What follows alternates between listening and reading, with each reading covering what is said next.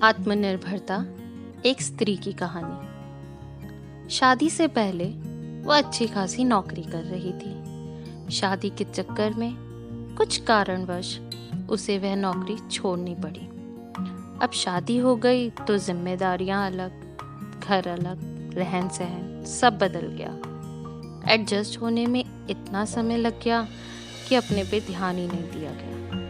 थोड़ा सुन लेती, अपने आप को समझा लेती, नया घर है, नया माहौल, होता है ऐसे ही दिन बिता लेती। इसी बीच बच्चा हो गया। उसको देखना, उसकी देखभाल में कब साल गुजर गए पता ही नहीं चला। अब उसे लगा थोड़ा समय मिल जाता है। पति के ऑफिस, बच्चों का स्कूल, घर का काम निपटाने के बाद क्यों ना अपनी पुरानी आदतों को दोबारा शुरू किया जाए, काम की तलाश की जाए। उसने देखा अब इतना समय निकल गया था तो एक्सपीरियंस तो खत्म सा ही समझो, सब शुरू से शुरू करना पड़ेगा। एक नौकरी देखी, रिसेप्शनिस्ट की नौकरी थी।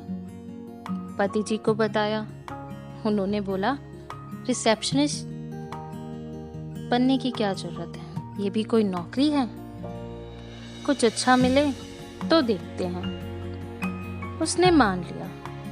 थोड़े समय बाद उसने सोचा क्यों ना घर से ही कुछ किया जाए। अब जब घर पे काम आता तो रात रात गुजर जाती। फिर पति के ताने, सास की सुनो, घर पे ध्यान ही नहीं देता, बच्चे की पढ़ाई खराब हो रही है, खाना नहीं मिल रहा टाइम से, तो इस काम को भी साइड रख दिया। फिर उसने सोचा क्यों ना कुछ पार्ट टाइम कर लेती हूँ, कम से कम खर्चा तो निकल जाएगा।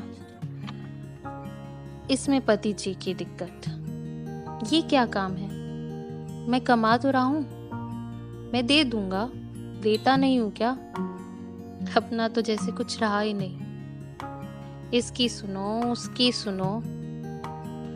अब उसने पहले जैसी दिनचर्या बना ली। थोड़े दिन बाद जब उसने कुछ रुपए मांगे पति से तो जवाब मिला, क्या करना है, क्यों चाहिए इतने पैसे, इतना खर्चा, तुम तो घर में रहती हो, तुम्हें क्या पता पैसे कैसे कमाए जाते हैं, कितनी मेहनत लगती है, मुझसे पूछो। सास का ताना आया, इसे तो आदत हो गई है फालतू खर्चा करने की, सुनती कहाँ है किसी की। और फिर जिंदगी उसी घेरे में आकर थम गई। घर संभालो, बच्चे देखो, अपना क्या सोचना। अब इसे फ्लैशबैक में लेके जाएं तो समझ आएगा, आत्मनिर्भरता सबके लिए और एक स्त्री के लिए कितनी जरूरी है। नमस्ते।